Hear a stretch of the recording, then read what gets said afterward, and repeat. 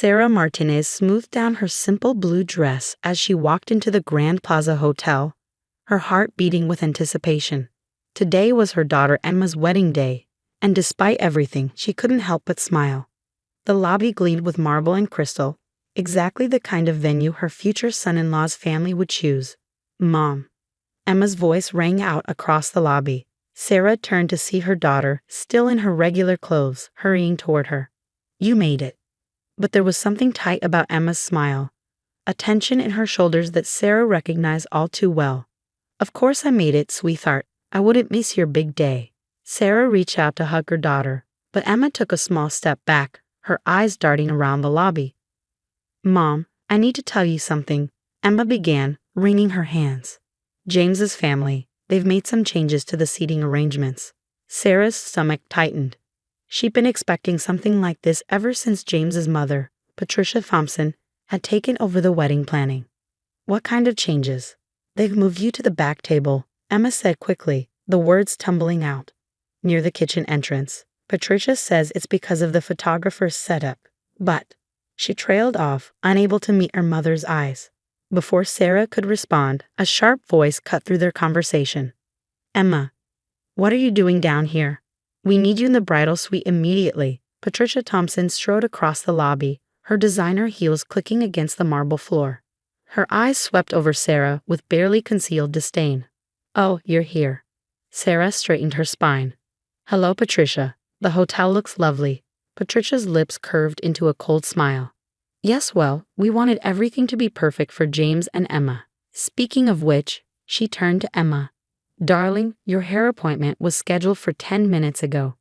You don't want to keep everyone waiting." Emma hesitated, looking between her mother and future mother-in-law. "Mom, I'm sorry about—" "Go on," Sarah said gently. "It's your day. Don't worry about me." As Emma hurried away, Patricia's facade dropped. "Listen," she said, her voice low and cutting.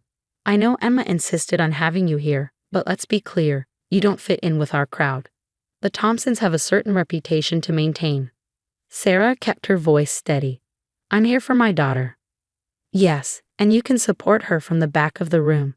We don't need your modest circumstances ruining the wedding photos. I'm sure you understand." Patricia's smile was sharp as glass. "Oh, and we've arranged for the staff meals to be served at your table." It seemed appropriate. With that, Patricia turned and walked away, leaving Sarah standing alone in the vast lobby. For a moment, she allowed herself to feel the full weight of the humiliation. She thought about the extra shifts she picked up at the hospital, working as a nurse to help pay for Emma's education. About the nights she'd spent helping Emma study for her medical school entrance exams, proud beyond words when she'd been accepted. Now her daughter was marrying into the Thompson family, owners of the largest hospital network in the state, and suddenly Sarah's decades of hard work meant nothing. She found her way to the ballroom, where the wedding would take place in a few hours. The space was stunning. Crystal chandeliers caught the light, fresh flowers adorned every table, and a string quartet was setting up in the corner. But as she walked toward the back of the room, she saw it, her table, partially hidden behind a large pillar right next to the swinging kitchen doors. "Mrs. Martinez?" A young woman in hotel staff uniform approached her. "I'm Jenny from Event Services. We were told you'd be seated here." Sarah nodded, noticing the sympathy in Jenny's eyes. "That's right. The thing is," Jenny lowered her voice, glancing around, "I wanted to let you know, while the staff here, we all know who you are. My sister was at County General last year when you worked that terrible 30-hour shift during the crisis. You saved her life." Sarah blinked in surprise. She remembered that night. A massive pileup on the highway had overwhelmed the hospital. She'd stayed long past her shift, working until she could barely stand. Jenny continued, "We think it's wrong how they're treating you, and we wanted you to know, if you need anything, just ask. The whole staff is on your side." For a moment, Sarah stood there, processing Jenny's words. Then she remembered something that could change everything. She reached into her purse and pulled out her phone. "Actually," she said, a small smile playing at her lips, "there is something you could help me with. But first, I need to make a call." As she dialed a familiar number, Sarah watched the Thompson family sweeping through the ballroom, directing staff and making demands. Patricia was at the center of it all, gesturing dramatically about some perceived flaw in the table settings. "Hello, Marcus. It's Sarah Martinez. Remember that favor you owe me? I think it's time to cash it in." The next 2 hours passed in a blur of activity. Sarah watched from her corner as the ballroom filled with guests, all dressed in designer clothes and dripping with jewelry. She couldn't help but notice how the Thompson family greeted each arrival with elaborate embraces and air kisses, at least until they spotted her. "Is that her?" She overheard one woman whisper to Patricia, "The mother who works as a nurse." Patricia's response was just loud enough to carry. "Yes, unfortunately. But don't worry, we've managed to keep her out of sight. Can't have anything spoiling James's big day." Sarah checked her watch. Any minute now. The first sign that something was wrong came when Jenny and 3 other servers suddenly removed their uniforms, revealing street clothes underneath. They walked straight through the middle of the ballroom and toward the exit. "Where are you going?" Patricia called out, her voice sharp. "We haven't even served the appetizers." Jenny turned, her head held high. "We quit." Before Patricia could respond, more staff members began following suit. The bartenders packed up their tools. The valet parking attendants walked off their posts. Even the wedding coordinator closed her laptop and headed for the door. "What is the meaning of this?" Patricia's face had turned an interesting shade of red. "You can't just leave. We have a contract." "Actually," a deep voice said from the doorway, "they can." Marcus Chen, CEO of the hotel chain, walked into the ballroom. His presence commanded immediate attention, and Sarah had to suppress a smile as she watched Patricia's expression shift from anger to confusion to desperate charm. "Mr. Chen." Patricia hurried forward. "There must be some mistake. We booked this venue months ago, and now your staff is following my direct orders." Marcus finished for her. He turned to address the crowded room. "Ladies and gentlemen, I apologize, but the Grand Plaza will not be able to host this event today. All staff have been instructed to cease operations immediately." The ballroom erupted in chaos. Guests began murmuring. James's father was shouting about lawyers, and Emma, poor Emma, looked like she might faint. "Mom," Emma made her way through the crowd to Sarah's side. "What's happening?" Before Sarah could answer, Marcus spotted her and smiled warmly. "Sarah, there you are." Patricia's head whipped around so fast Sarah worried she might hurt herself. You know each other." "Know each other?" Marcus laughed. "Sarah Martinez saved my daughter's life last year. Spotted a rare condition that every other doctor had missed. Stayed with her through the night, monitoring her personally." He turned to Sarah. "I told you then. Anything you need, anytime." I meant it. The pieces were starting to fall into place for the guests. Sarah could see the dawning horror on Patricia's face as she realized her mistake. "But more than that," Marcus continued, his voice carrying across the now silent room. "Sarah Martinez sits on the board of directors for our hospital group's charitable foundation. She's been instrumental in directing millions in funding to underprivileged communities. When she called to tell me how she was being treated at her own daughter's wedding." He shook his head. "Well, let's just say the Grand Plaza doesn't associate with that kind of behavior." Emma stared at her mother, tears in her eyes. "Mom, I had no idea. Why didn't you ever say anything?" Sarah squeezed her daughter's hand. "Because I wanted you to make your own way, sweetheart. I never wanted my connections to influence your choices." She paused, looking around the room. "But I also won't let anyone treat us like we're beneath them." "This is ridiculous." Patricia's voice was shrill. "You can't just shut down our wedding. Do you know how much we spent?" "Oh, I'm not shutting it down," Sarah said calmly. She nodded to Marcus, who gestured to the staff waiting by the doors. They began wheeling in new serving carts, and fresh teams of waiters entered the ballroom. "I'm taking over." Patricia's mouth opened and closed soundlessly as Sarah continued.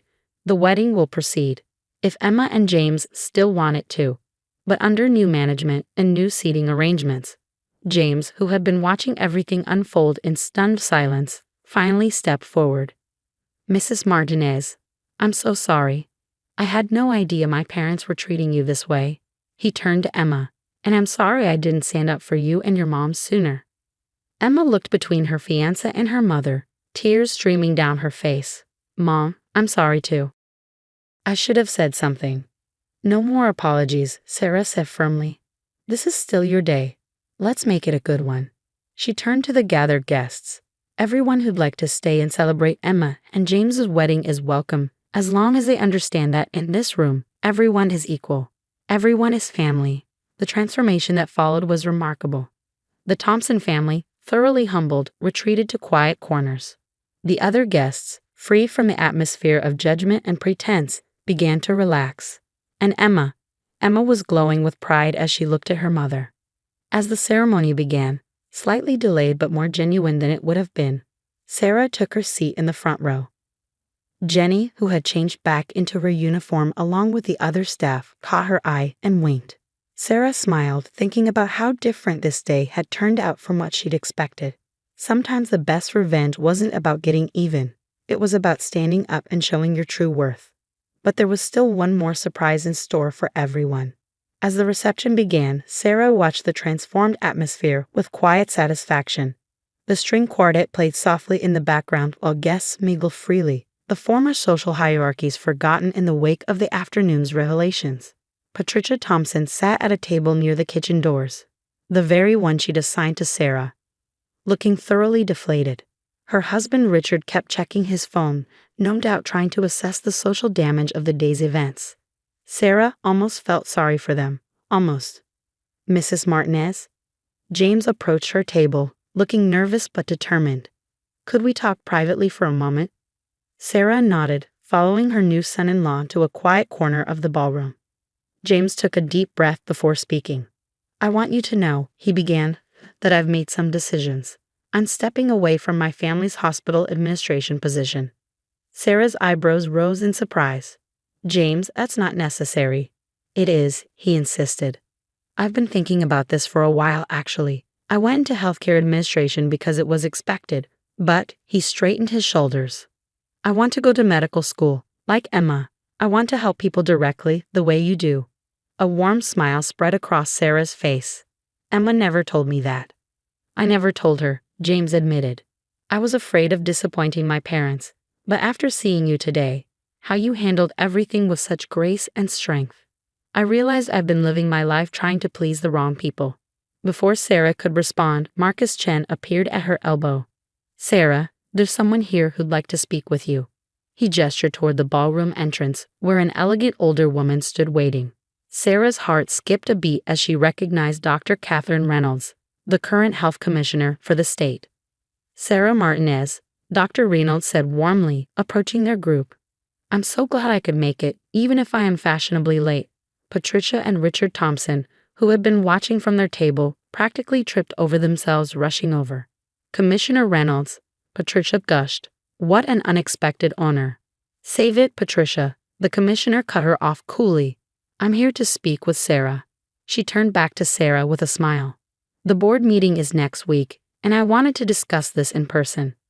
We've reviewed your proposal for the new community health initiative, and we're not just approving it, we're doubling the funding. The Thompsons' jaws dropped in perfect synchronization. But more than that, Dr. Reynolds continued, I'm retiring next year, and the governor has been asking for recommendations for my replacement. She gave Sarah a meaningful look. I'd like to put your name forward, if you're interested. The ballroom had gone quiet again, everyone straining to hear the conversation. Sarah felt Emma's hand slip into hers. She hadn't even noticed her daughter approaching. Mom, Emma whispered, you never told me about any of this. Sarah squeezed her daughter's hand. I've always believed that our work should speak for itself. All those nights I was just working extra shifts. I was also building relationships, creating programs, finding ways to help more people. I never needed the recognition. I just wanted to make a difference. And that, Dr. Reynolds said firmly, is exactly why you're perfect for the position. Patricia Thompson looked like she might faint. But she's just a nurse. Just a nurse? Dr. Reynolds raised an eyebrow. Mrs. Thompson, just a nurse. Sarah Martinez has done more for healthcare in this state than your entire family's hospital network. While you were planning galas and worrying about social status, she was actually saving lives and changing the system from within. James stepped forward. Commissioner Reynolds, I'd actually love to hear more about the Community Health Initiative. I'm planning to apply to medical school and medical school. Patricia interrupted, her voice shrill. but you're supposed to take over the family business." "No, Mother," James said firmly. "I'm going to make my own way, just like Emma did, just like Mrs. Martinez taught her to do." The reception continued into the evening, but with a distinctly different tone than anyone had expected. The Thompsons retreated to their table, their social cards thoroughly played. Meanwhile, Sarah found herself surrounded by guests eager to discuss her work and vision for the future of healthcare in their state. As she watched Emma and James share their first dance, Sarah reflected on how differently this day had turned out from what she feared. She hadn't set out to humiliate the Thompsons or prove her worth. She'd simply refused to be diminished by their prejudice. Jenny appeared at her side with a glass of champagne. "You know," the young server said with a grin, "when my sister told me about the nurse who saved her life, she said you were some kind of angel. I think you might actually be a ninja." Sarah laughed, accepting the champagne. Sometimes the best revenge isn't about getting even. It's about standing tall and letting your actions speak for themselves. Later that night, as the reception was winding down, Emma found her mother alone on the hotel's terrace, looking out at the city lights. "Mom?" Emma's voice was soft. "I'm so sorry about everything. Not just today, but I've been pulling away from you, trying to fit into James's world. I forgot who I am, who you taught me to be."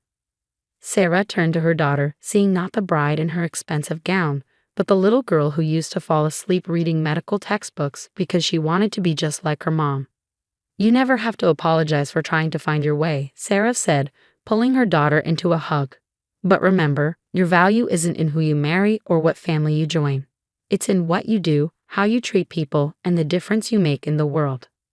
Emma wiped away a tear, careful of her makeup. "I know that now, more than ever." She paused, then added with a small smile, "Health Commissioner Martinez." Sarah laughed. "Let's not get ahead of ourselves." "Why not? After today, I'd say anything is possible." As they stood there, mother and daughter looking out at the city together, Sarah felt a deep sense of peace. The Thompsons had tried to put her in her place, not realizing that she had built her own place, one of respect, dignity, and real accomplishment. The next morning, Sarah's phone buzzed with a text from Marcus. "The staff can't stop talking about yesterday. You've become a legend at the Grand Plaza." Sarah smiled as she typed her reply. Sometimes the best revenge isn't revenge at all. It's living your truth and letting others learn from it. As she set her phone down, Sarah thought about all the paths that had led to this moment. Years of hard work, quiet dedication, and unwavering integrity had built a foundation that no amount of social snobbery could shake. The Thompsons had seen her as just a nurse, not realizing that every life she touched, every program she built, and every relationship she forged had created a legacy far more valuable than their superficial status. In the end, she hadn't needed to destroy them. She'd simply needed to stand in her own light and let the truth illuminate everything else. And as she prepared for another day at the hospital, commissioner's nomination or not, she still had patients who needed her. Sarah Martinez smiled, knowing that sometimes the greatest victory isn't in proving others wrong, but in proving yourself right.